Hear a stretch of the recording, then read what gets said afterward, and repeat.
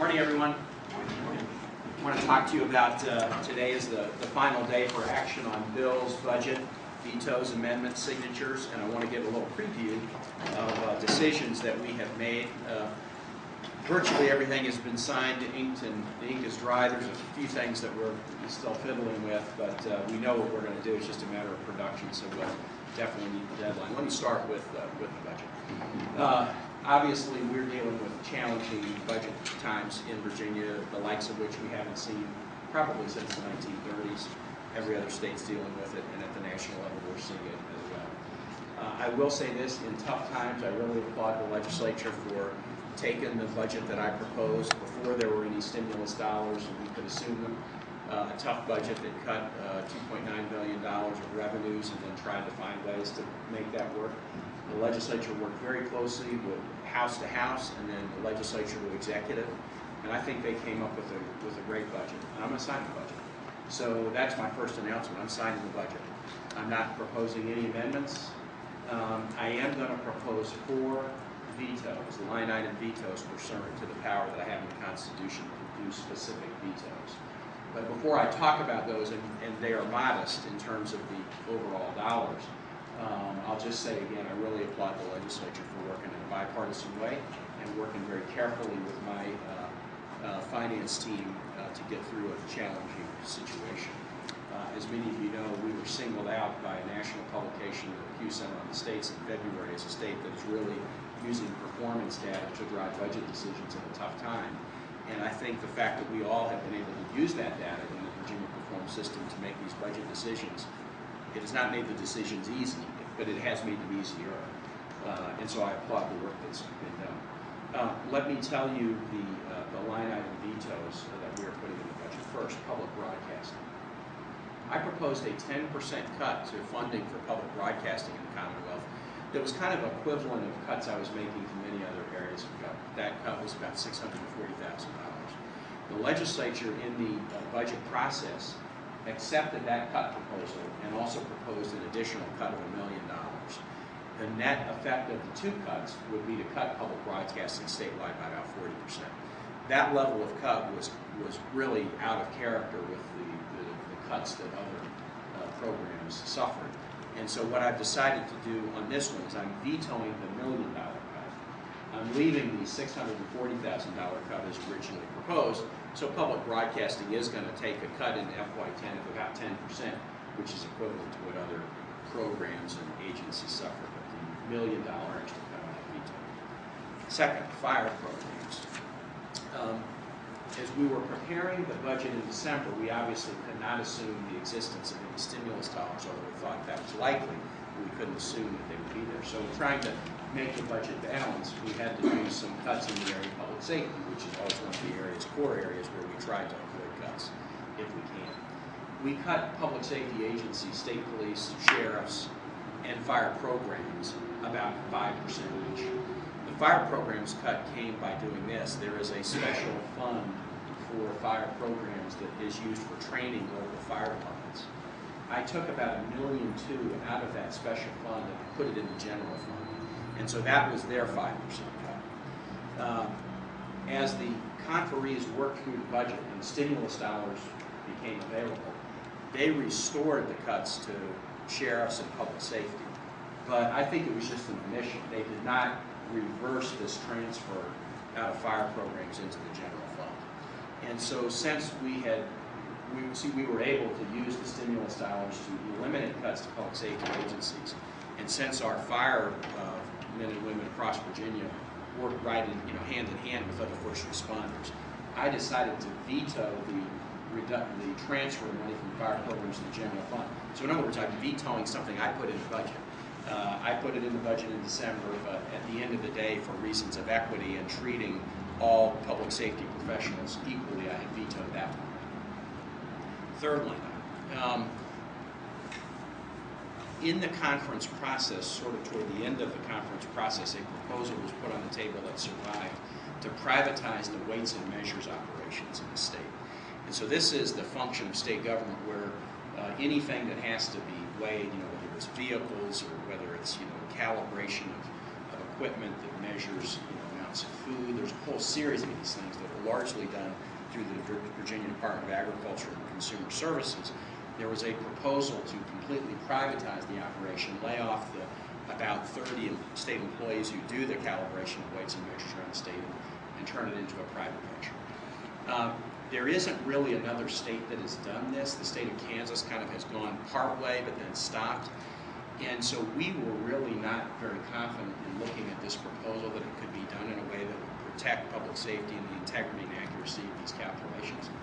We received pretty intense lobbying about this from the agriculture community and also retailers. And so while I think there might be a good idea in there, and that is one that is worthy of exploration, I think it has to be explored over a longer period of time rather than just to do it immediately. So the item that privatizes weights and measures, I have also vetoed that item, but I will be convening a group of stakeholders to take a look at this issue and give us advice, and we may well come back with a proposal in connection with the preparation of the next biennial budget in December. Those are the three vetoes that have dollars attached to them. They're all relatively modest. It's $1 million for public broadcasting, about $1.2 million for fire programs, and about $1.2 million on the weights and measures. There is a fourth veto, which I'll just mention in passing. It is a kind of a traditional veto that goes back and forth between the legislature and the executive. The legislature has often put into a budget a particular bit of language, not a dollar, not a line item of dollars, but a particular bit of language that has the effect of curtailing executive appointment powers. The executive then vetoes that language. The legislature then says you're not allowed to veto that language, and we just kind of get in a gentleman's standoff about it. That has been a veto in the past. The same language is included in the budget this time, and I'm going to veto it again. So that's the news on the budget. I will say this: I've continued to have very significant dialogue with the conferees and legislators more broadly about the Recovery Act and the dollars coming from the Recovery Act into Virginia.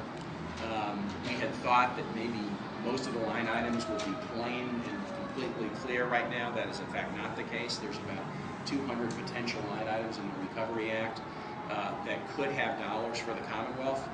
The rules and regulations of each of the line items are being developed separately by the different agencies that are working on them. And so I met last week with the budget conferees, and we have committed to a process of about every month having either a meeting or a conference call where we'll put on the table, okay, here are the new stimulus package line items where there is now some certainty about how the money can be spent. Here's what we intend to do with it, and then we'll get in dialogue about that. The items in the stimulus that were discretionary, where the states could kind of decide they were going to spend it for this or that, were largely those that were already allocated by the legislature in the budget. The remaining line items tend to be very specific. You can use it for just this purpose, so I think that states' hands on these remaining ones are going to be pretty tightly tied, but we just don't have all the stipulations and conditions at this point to be able to say right today, here's how we're going to be able to use them. The legislature put in a provision in the budget giving me some pretty significant authority to use those dollars consistent with all the federal regulations, and we're going to have an ongoing dialogue about that for the rest of the year. One other Recovery Act thing, just from a timing standpoint, that is, I think, just good news. As of April 1, Virginians will begin to receive the tax credit for working families that make less than $150,000. The value of that credit will start to show up in their paychecks. Virginians also will receive, pursuant to the recovery package, and the Virginians who are currently receiving food benefits, the old food stamp program, it's now called the Supplemental Nutritional Assistance Program, SNAP. Virginians will start to receive higher SNAP benefits every month. That has a very strong stimulus value because these SNAP benefits will get spent. And so as of April 1, both the tax relief to Virginia working families and SNAP benefits should start to filter into the economy and increase spending in ways that would be helpful. On the amendment side of legislation now out of the budget, we will propose 115 amendments. It's about 60 House bills and 105 amendments, 60 House bills and 45 Senate bills. That is pretty much the same as in past years. Usually the amendments would come in somewhere between 100 and 120.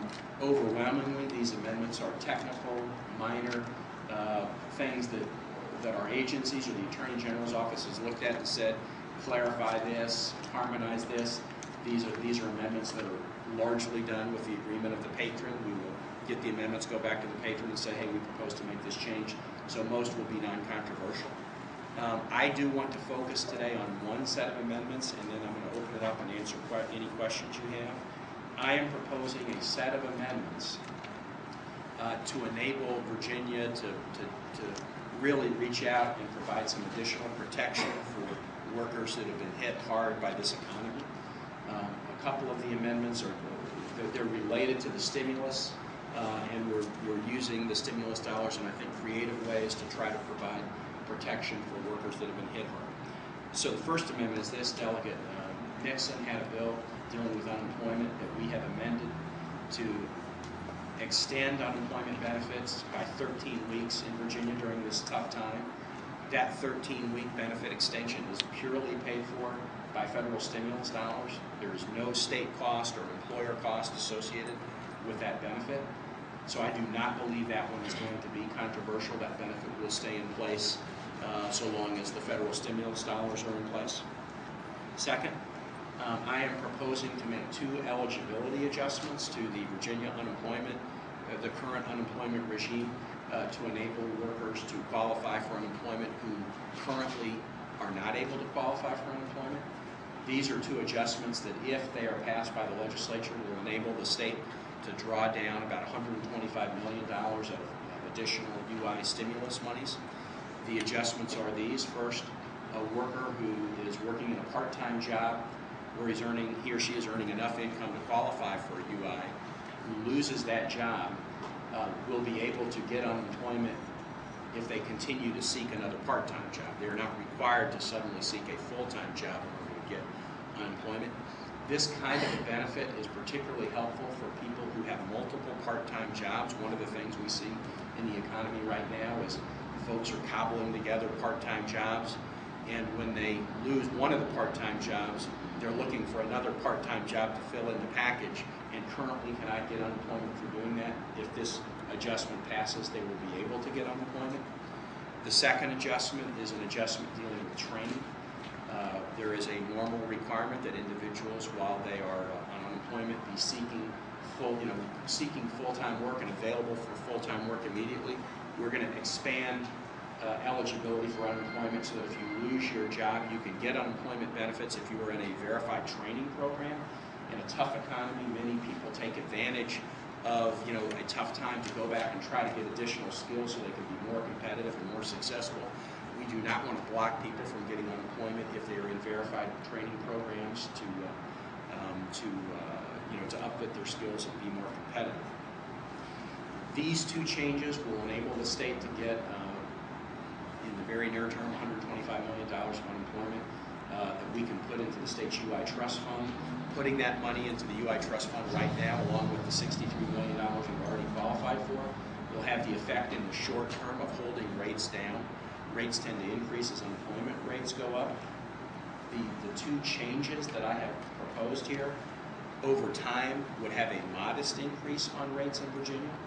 We think down the road, those two changes, once they're fully implemented, could increase rates in the $4 a year to $4.50 a year per employee. I weighed that very carefully in thinking about the needs of Virginia businesses. I asked my staff to give me the current UI rates in Virginia, give me a comparison based to other states, and what I want to show you here is the charts that have this. The United States average per employee paid for unemployment insurance is $258 a year. On this chart, we list the other states in the 4th Federal Circuit, kind of other mid-Atlantic states. You will see that the Virginia average employer payment per year per employee of $98 is dramatically less than the national average. It's dramatically less than any of our surrounding states. It is 49th in the United States. And so that was a factor that I looked at as I weighed, do I want to make these eligibility adjustments that will help workers in a very tough time, and I decided that our unemployment rates are so very low that an adjustment of this kind to help workers at a tough time was the right thing to do, and the modest rate effect would still leave us with unemployment insurance rates that are completely competitive to our surrounding states and virtually any other states in the country. This is another way of kind of showing this chart. This shows the average tax rate the surrounding states in the U.S. average. And you'll see that the Virginia tax rate of slightly over 1%, again, is significantly lower than the rate of the national average in other states. And so I felt very comfortable making this proposal based on the fact that the Virginia rates are so modest. Finally, the third amendment that I'll make that kind of fits within this package, I think, is a very powerful one, and it deals with workers who work at small businesses who lose their jobs. Small business defined as 20 employees or less. Currently, those workers would be eligible for COBRA, for an extension of their health insurance program. When they lose their job, that COBRA benefit would extend for 3 months. We have been able to use dollars from the stimulus, and I am proposing an amendment that will extend that 3-month COBRA to 9 months. Traditionally, in this COBRA benefit, the employer would pay 2/3 of the cost and the employee 1/3 of the cost. But the stimulus dollars we have, we're going to use in a way to eliminate the employer contribution from 3 months to 9 months. So businesses that are forced, because of a tough economy, to lay people off, their employees will be able to continue to get COBRA coverage for an additional 6 months at no cost to the employer.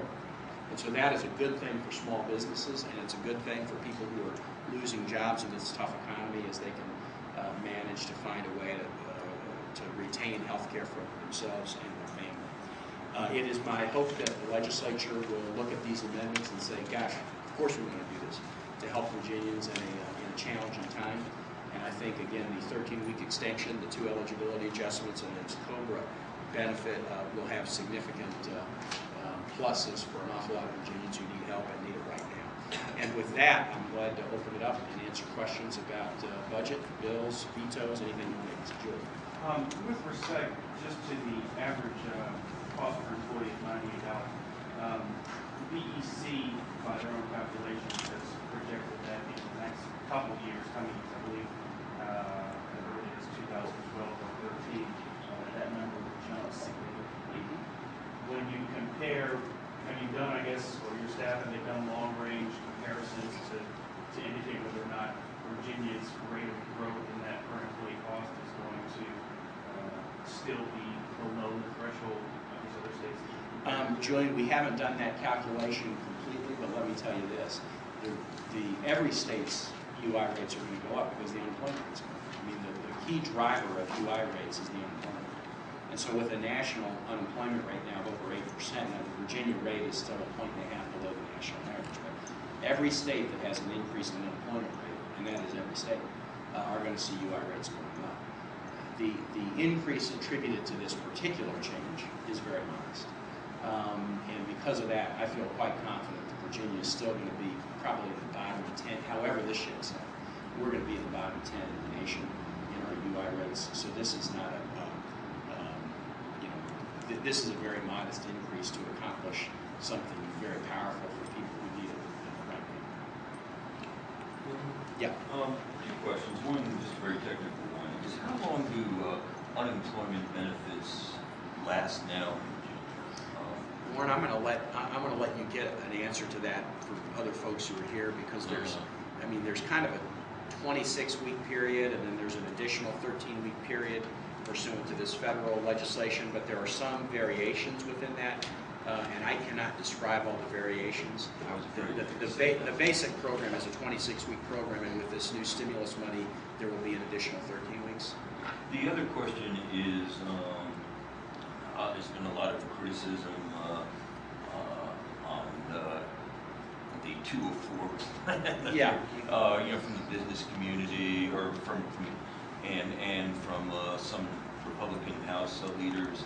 Are you expecting a fight here, and how would you address their response that in the long run this hurts businesses from creating jobs? Well, I think actually no, it's going to help businesses right now in a tough time, because the $120 million that will get put into the UI trust fund will immediately be used to hold rates down. What happens is the UI trust fund helps hold rates down, and then when the fund drops to a certain level, then rate escalators trigger. So if we did not take this $120 million in right now, you would start to see rates go up actually sooner than they're going up. My main response to anyone who has questions about this is just look where we are. Look where we are. We are dealing with the most significant economic challenge that this Commonwealth has faced, well, since the 1930s. That's what the data is telling us. And it's not data, it's people's lives and people's jobs and people going without. And if we have the ability for the federal government to partner with us to find benefits for these individuals with modest rate increases that would still leave us with some of the lowest rates in the nation, I think we should do it. I don't think this is a close call. If we were at the national average or above it, you know, you would see people kind of wonder about it. But when we're 49th in the nation in our UI rates, and these two particular changes add just about $4 a year to the rate, it's just hard to look people in the eye and say, no, we're not going to do this. We need to do this, and we need to do it right now. Have you spoken to the Speaker of the House? Yes, I talked I mentioned it to the Speaker when we were together at an event last week, and I met with the budget conferees last Wednesday, and I told them that I was going to do this. And I just got off the phone with Lacey Putnam, who had a House Appropriations, and I told them this is exactly what I'm going to do. They have not said, you know, they're 100% on board, but I will say this, in some of the conversations in the last week or so, I see, you know, an openness to at least thinking about it. You can go back and check on this, but I think there's been a White House. One of the concerns was if these changes are made, do they have to be permanent, you know, forever for 50 years? The White House has given some clarification to Governor Jindal in Louisiana about that, that suggests, no, future legislatures will obviously have the ability to wrestle with this in the future. I'm not proposing this with a sunset clause, but this is something that, you know, future General Assemblies will be able to analyze as the economy changes and the stimulus dollars are over. And I think those factors might lead some to be open to these two eligibility adjustments. Governor, this sets up a pretty bright line political showdown over these two or three categories that you've amended in the state budget. It sort of presumes that this bad economic time is going to be over with in a couple of years, and we'll be on the road to recovery, and unemployment won't get worse, and thus these rates that we're talking about won't go astronomically higher. But you've got a pretty fundamental choice here between enhanced benefits and worse economic downturn. We've seen some suppression, or not enhancing these benefits and paying the price for it. Who knows what the price would be, but I mean, it is the worst economic downturn that the nation has seen since the Depression. I still find it hard to say those words, and yet data is telling us that is in fact what the nation is experiencing. And look, the federal dollars that will come to match the Virginia eligibility adjustments, some of them are coming from Virginians. They're coming from taxes that Virginians are paying. And so why wouldn't we want to use those dollars to help get through this challenging time? Well, and again, you know, I think you just look at the charts. It would be a different case if the UI rates in Virginia were the most expensive in the nation, but we're 49th in the nation. And I think that means we've got room to make this adjustment and do the right thing by people without causing any real damage to the state's economic. I value, you know, being a pro-business government, a pro-business state. That's something we go after. None of this is inconsistent with being a pro-business state. In fact, getting the dollars up front will enable us to avoid some of the rate increases that would start to kick in earlier if the trust fund is approved. Will any of this prevent the state from having to borrow money to make the UI trust fund, what do you call it, solvent? It's what happens. I mean, and again, Warren, you're asking me the technical questions today, so I'm going to have to maybe match you up with somebody who can really answer them. But what does happen is as the UI trust fund drops to a particular point, there get to be triggers where then there start to be increases in rates to make sure that the UI trust fund does stay solvent. The major thing that is causing the UI trust fund to drop is the unemployment rate. These changes are the dollars that we get for making these changes would fund these changes for almost 10 years. But it's the increase in the unemployment rate that will drive rates going forward, not these changes. Yeah, please. Just Just first of all, quick technical question. Do you know what number 50 is on the list? You said the 49. I do not know. I do not know. Second, can you talk a little bit about your sort of the process of going back and forth with conferees during, I guess, the last few weeks? Sure. How many times did you talk, that sort of thing? Yeah. And were there any issues that became particular stumbling blocks for you all? Well, first, many, maybe most legislators wrote me some thoughts about the budget. So could you do this or make this amendment? And obviously, we're talking to them about their bills, so there's a lot of one-on-one dialogue that's going on. My staff was talking to the Money Committee staff. My finance staff was dealing with the Money Committee staff in both houses almost on a daily basis. Here's what we're looking at. I only had one formal meeting with the budget conferees, and that was last Wednesday. Most attended in person, some were on by a conference call, where I walked through. I basically told them, you know what, I've spent almost 30 days looking at this. I like this budget. I'm not seeing a lot here to complain about. I did talk to them about public broadcasting, fire programs, and weights and measures. I talked to them about the UI issue. But I told them that largely I thought we had worked pretty well together. And so while at the time I met, I wasn't sure, is it going to be signed and a couple vetoes, or will there be some amendments? I did tell them that I felt very good about the budget. That was Wednesday. Thursday, my finance staff and the Money Committee staffs of both houses had an all-comers call for every legislator. It was a conference call that any legislator could get on board to talk about the budget and about the stimulus dollars. And we kind of agreed in discussion with the conferee that our likely process going forward is probably a monthly meeting. Okay, here are 3 or 4 line items that are now very clear with respect to stimulus and how the dollars need to be used, and this is how we propose to use them. So we'll have that meeting, and that may well go, for the rest of the year.